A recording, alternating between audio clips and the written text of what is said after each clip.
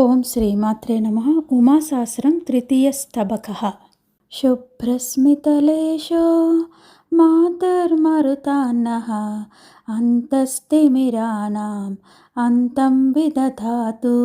ఆద్యౌ భువనానాం మాతా పితరౌ తౌ దేవాసురమర్త్యైర్వంద్యావవినిന്ദ്యౌ బ్రూతే పృథగే కస్తౌ విగ్రహవంతౌ आहैकशरीरं द्वन्द्वं कविरन्यः शक्तिं तनुशून्यम् ईशं च पुमांसं वक्तिप्रमदायां सन्देहयुतोऽन्यः ईशं च तमेके सन्मात्रमुशन्ति ब्रह्मैकमथान्ये गायन्ति न शक्तिं केचित्तनुहीनं प्रज्ञायुतमीशं शक्तिं विदुरस्य प्रज्ञाम् अविकुण्ठाम् उक्तं दधतस्तैः केचित् पुनराहुः मायातनुबन्धं नाथस्य न शक्तेः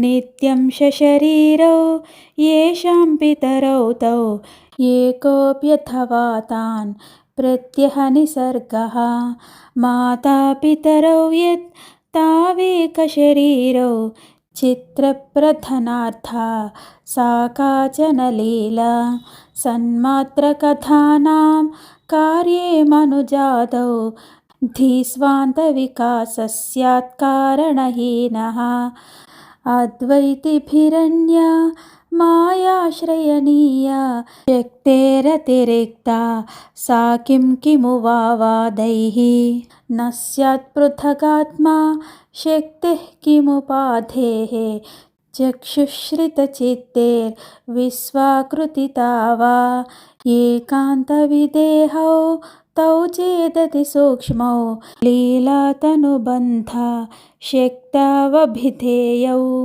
भक्ताननुगृह्णन् दिव्याद्भुतलीलः तद्विग्रहबन्धो बोध्योऽलसदर्थः स्त्रीत्वं यदि नेष्टं पुंस्त्वं कुत इष्टं नावा किमु नारी नास्यादनुमेया तस्मात् पितरौ तौ वाच्यौ मतिमन्तौ सूक्ष्मावपि भूयो लीलातनुमन्तौ नास्मत्तनुवत्ते शक्तीश्वरमूर्ति एकामृतरूपा त्वन्या प्रणवात्मा दिव्यं घनतेजः कुर्वध्वनिमन्तः सम्पश्यदशेषं मूर्तिः प्रणवात्मा दिव्यो घनसोमस्यन्दन् रसमन्तः भुञ्जन् भुवनौघं पीयूषशरीरं बोधो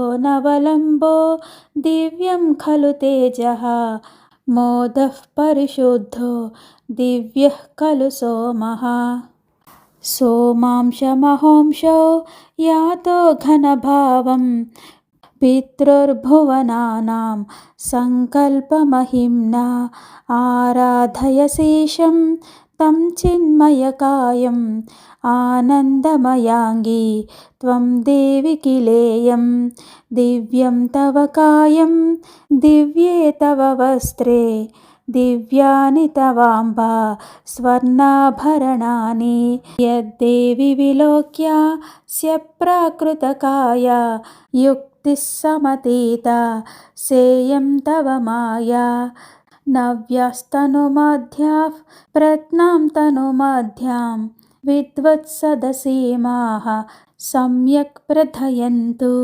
इति श्री भगवान् महर्षि रमणास्ते वासिनो वासिष्ठस्य नरसिंहसूनोः गणपतेः कृत उमाशास्त्रे तृतीयस्तबकः समाप्तः. ओम उमायै नमः.